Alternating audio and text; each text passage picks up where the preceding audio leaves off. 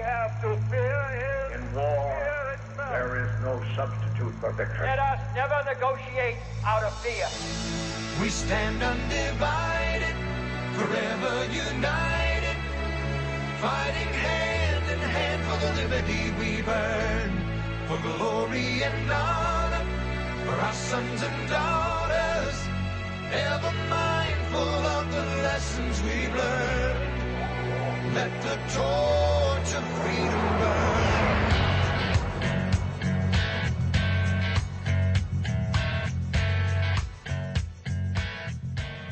Calvin Coolidge said, "The more I study the Constitution, the more I realize that no other document devised by the hand of man has brought so much progress and happiness to humanity. To live under the American Constitution is the greatest political privilege that was ever accorded to the human race." No doubt about it, we get to live under that great document, and it's our responsibility to keep it alive and well. Welcome to WallBuilders Live. It's Foundations of Freedom Thursday, where we talk about those principles and what you and I can do to preserve them. David, it's a special day of the week because we dive specifically into these timeless principles of liberty that made the nation great, and we look at specific actions for what we can do to save them. Yeah, and it's always fun to go through because there are such fun questions, good questions. Sometimes they challenge us because, I haven't thought about that in a long time, or, hey, that's a cool one, let's look this up. So it's always fun to go through and see these things on Foundation of Freedom Thursdays because they're very practical, they're very applicable, and they're very educational, quite frankly. Well, a lot of people, when we first start talking about the Constitution, the first thing that comes to mind is the First Amendment. It's probably one of the most often discussed areas of the Constitution, and we got a question on it this week we want to jump into. This is from Jody McRoberts. It says, "My question deals with the First Amendment of the Constitution. The First Amendment guarantees freedom of religion, but what if a religion includes practices that break the law? For instance, if Islam promotes the murder of Jews and Christians, should Islamic communities be banned from getting building permits, renting facilities, etc.? How should freedom of religion be balanced with adherence to the law of the land? Thanks, Jody." All right, David, so obviously we have our freedom of religion. We don't want government preventing us from living out our faith, but what if somebody has something in their tenets of their faith that is against the law? Well, let's take the question in a couple parts. In the first part, she says, what if a religion includes practices that break the law? Let's deal with that part first, because the first thing you have to do is ascertain whether it's a constitutional law or not. For example, we've talked before about the pastor in Phoenix who spent 90 days in jail for having a Bible study in his home because that broke the law. Well, that's not a constitutional law. He got arrested, he did 90 days for it, but in cases like that, I encourage everybody to break the law. I hope everybody has a Bible study in their home. And if you're Mark Hollick up in Wichita, Kansas, I hope everybody stands on the sidewalk and hands out the Gospel of John and gets arrested. Well, I hope they don't get arrested, but the law up there says you can't do that, and so he did it anyway.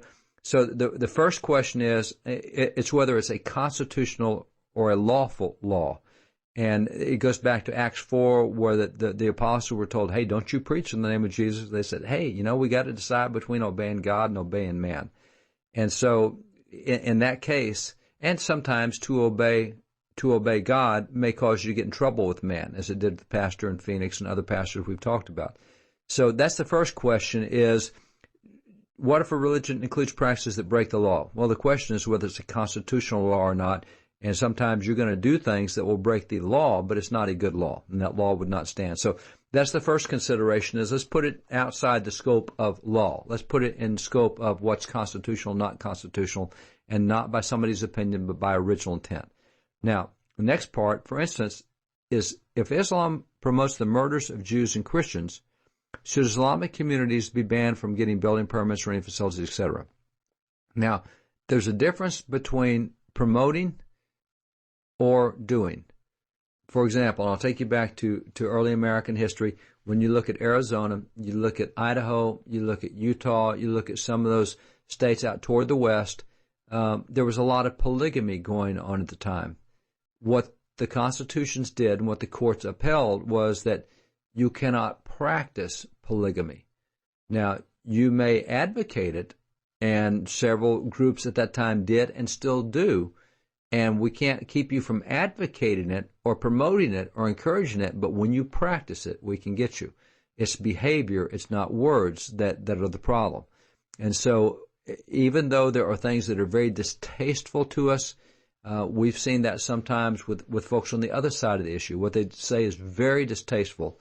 There's a difference between saying and doing. And what government regulates is behavior, not thoughts.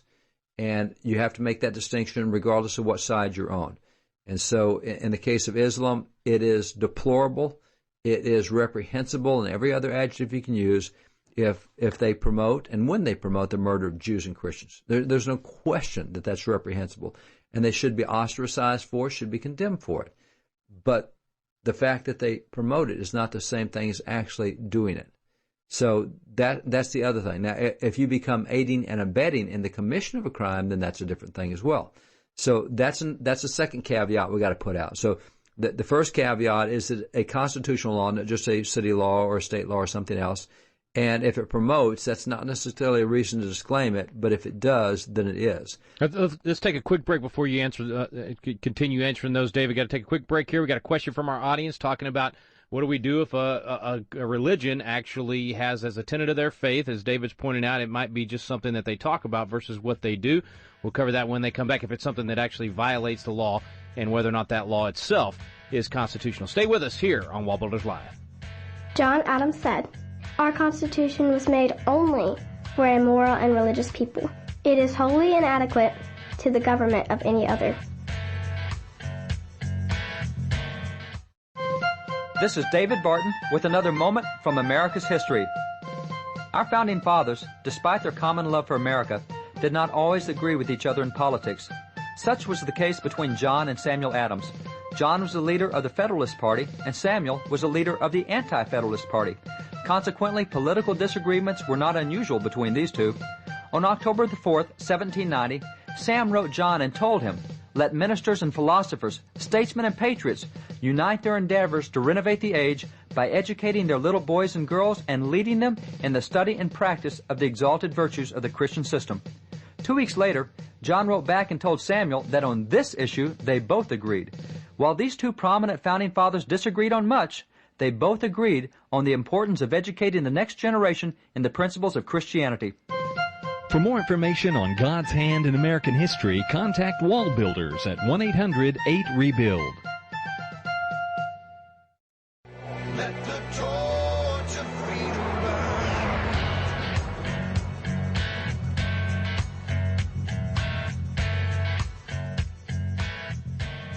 Abraham Lincoln said, "We the people are the rightful masters of both Congress and the courts, not to overthrow the Constitution, but to overthrow the men who pervert the Constitution." Welcome back to WallBuilders Live, Foundations of Freedom Thursday. Our question from the audience today has to do with how freedom of religion should be balanced with adherence to the law of the land. And David, just summarize what you were saying early on. First of all, we got to know whether or not it's a constitutional law of the land, like you mentioned. I mean, if it's keeping you from praying on a public sidewalk or having a Bible study in your home, obviously we're going to break those laws and get that overturned. And then secondly, the issue of whether or not a tenet of a religious faith is being promoted versus actually being put into practice. Yeah, and so those are the first two caveats, and I think really the way to summarize this best is by the exchange that Thomas Jefferson had in his famous separation church and state letter.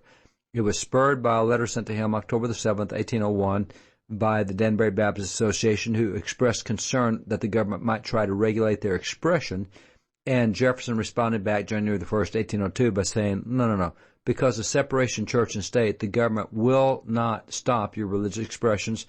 And there were two caveats given in those letters that I think are very helpful here. And they were acts that were, quote, injurious to others, or acts that, quote, by the man who works ill to his neighbor. So the court said, and by the way, the court quoted this in the 1878 Reynolds case, quoted Jefferson's letter, and unlike the courts today, it actually quoted the great parts of the letter rather than just 8 words out of the letter. But the court said, and it was dealing, by the way, with polygamy at the time.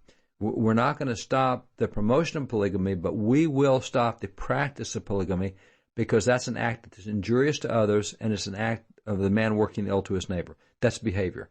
And so that's what you can regulate. And the separation church and state clause that Jefferson talked about related to the First Amendment. It's not a clause of the Constitution, but the clause that he uses, the phrase he uses, said separation of church and state keeps the government from regulating your religious expression unless it causes you to work ill to your neighbor or do injury to someone else. Now, at that point, when Islam does that, you bet. You go after them just like you would anybody else. When that behavior is expressed, when that belief and that advocation becomes actual expression and behavior, then you do something about it. And if you directly link that behavior to having been promoted, then you can go back and do that's inciting to action. You can actually nail people for inciting. So it depends on whether what they're promoting actually leads to behavioral action. If it doesn't, they can promote it. If it does, then you can regulate that. So that's really the way to deal with it constitutionally. So give me another example that would not necessarily be the one that came with the question in terms of Islam. I mean, what would be something that we have actually gone in that you believe was a fair implementation of the Constitution without violating the First Amendment, where somebody was claiming a religious reason for doing what they were doing, but it was clearly a violation of constitutional laws? Well, I can show you a number of court cases on this, and I'm sitting here looking at some right now.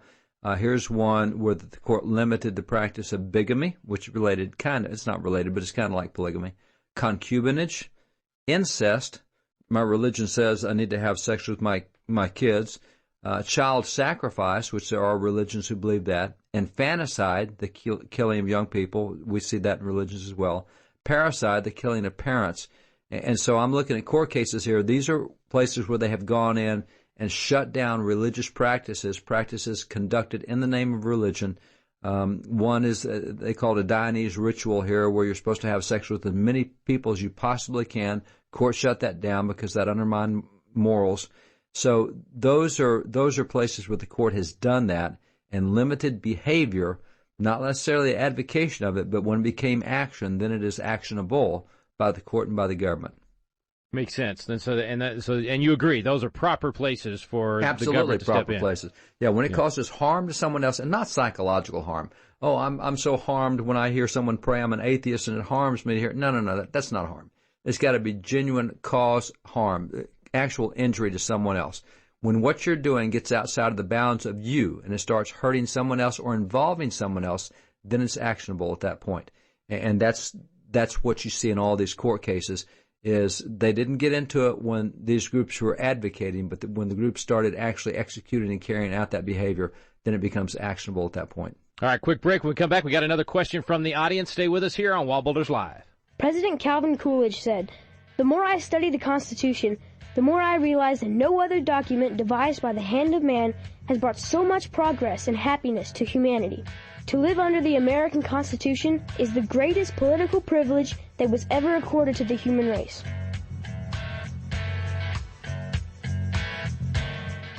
This is David Barton with another moment from America's history. In the case Abingdon versus Shemp, the Supreme Court ruled that the Bible could no longer be an independent textbook in public school curriculum. Would our founding fathers have agreed? Benjamin Rush certainly would have disagreed. Benjamin Rush was a signer of the Declaration of Independence, and he was a leading educator of the day. In fact, he was the first founding father to call for free public schools. Benjamin Rush declared, "The great enemy of the salvation of man, in my opinion, never invented a more effective means of extinguishing Christianity from the world than by persuading mankind that it was improper to read the Bible at schools. The Bible should be read in our schools in preference to all other books." In the view of founding father Benjamin Rush, the Bible was the textbook of preference for public schools. For more information on God's hand in American history, contact WallBuilders at 1-800-8REBUILD. Let the torch of freedom burn.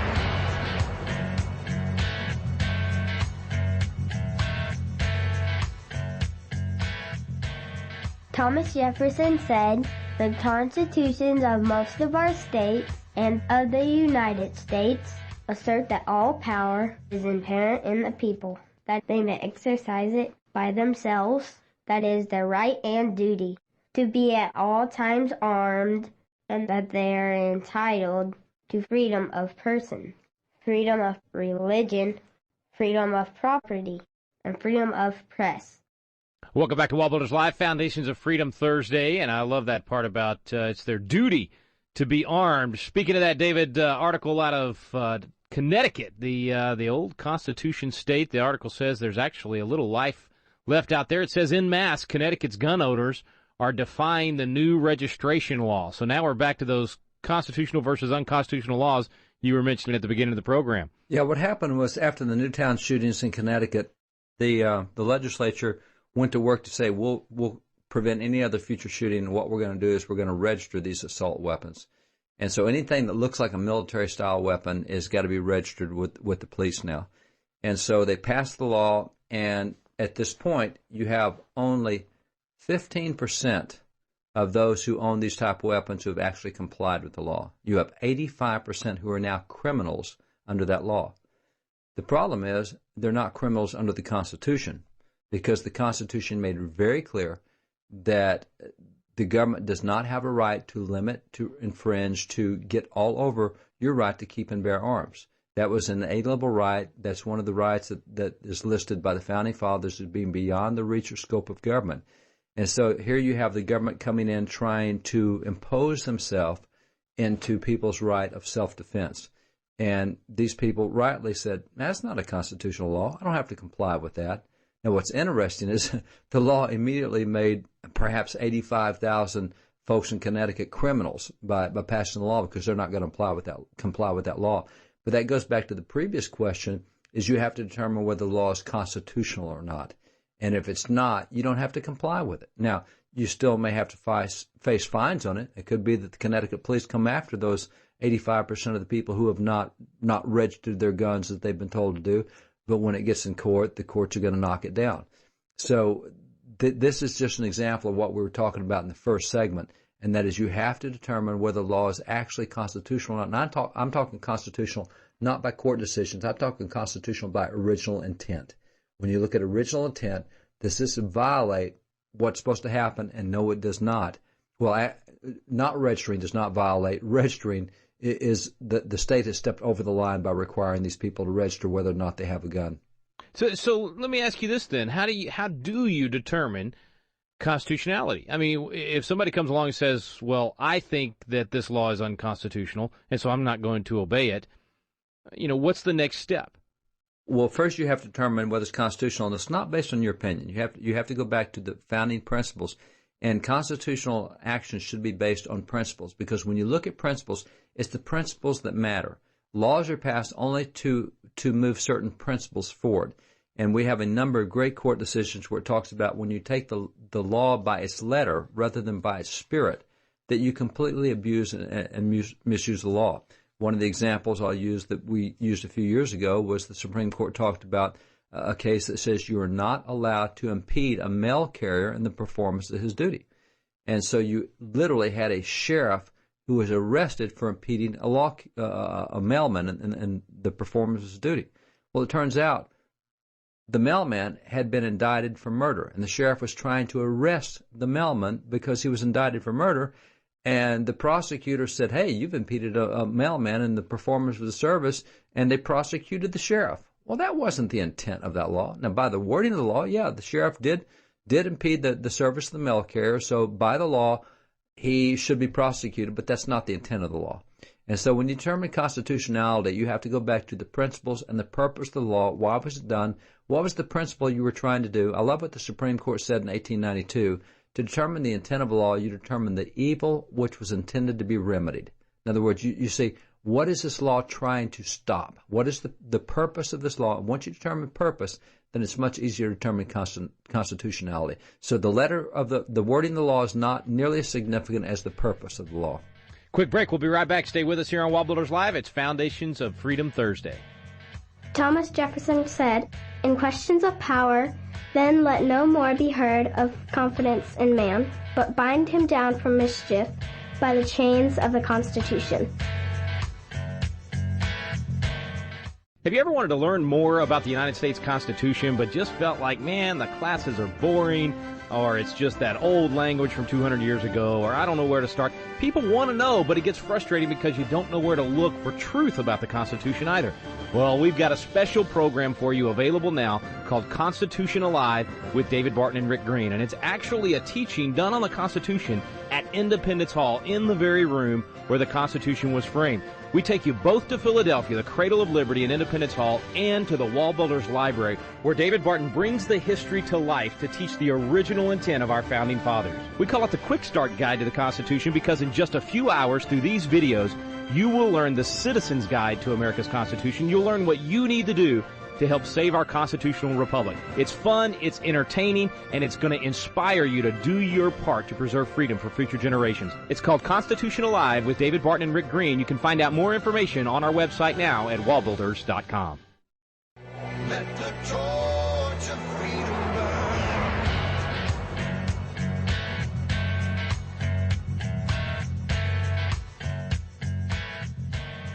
Thomas Jefferson said, "The Constitution of most of our states, and of the United States, assert that all power is inherent in the people, that they may exercise it by themselves, that it is their right and duty to be at all times armed, that they are entitled to freedom of person, freedom of religion, freedom of property, and freedom of press." Welcome back to WallBuilders Live, Foundations of Freedom Thursday, and we appreciate you staying with us. Dave, we've had several questions from the audience. Got an article from actually Rob Schwartzwalder, our friend from Family Research Council, who we've had on the program several times. Says, "Don't work, just dream." That's the new American standard, I guess. Forget work ethic. Just think about it. That's enough. Well, what happened was, as the reports have been coming out, that more and more employers are taking people off full-time jobs and moving them into under 30 hours to avoid the owner's provisions of Obamacare. What that means is fewer and fewer people have full-time jobs. And this is not voluntary on the part of those people. They're being forced in this because the federal law has put employers in the position that they can't comply with this without huge expense, so they're having to reduce the number of working hours left. So what does the White House say about this? And this is the White House official response to this. They said, well, at the beginning of this year, we noted that as part of this new day in healthcare, Americans would no longer be trapped in a job just to provide coverage for their families, and they would now have the opportunity to pursue their dreams. So this is the epitome in political spin. We don't want people being trapped in a job, and this is good news that your work week has been reduced from 40 hours to under 30 hours. Even though you're making less income, this is great. You can now pursue your dreams because you're no longer trapped in a job. And according to the White House, the only reason you work in a job is so that you can provide coverage for your families. Now, I don't know about you. That's not the reason I work in a job. I don't think that's the reason most people work in a job. But this goes to a whole mentality, and this is one that's worth jumping on because this is what will take you in an unconstitutional direction.